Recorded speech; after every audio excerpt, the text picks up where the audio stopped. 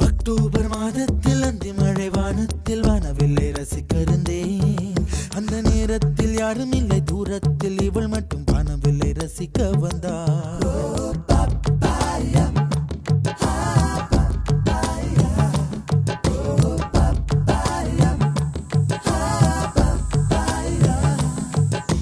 October மாதத்தில் அந்தி மழை வானத்தில் வானவில்லை ரசித்திருந்தேன்.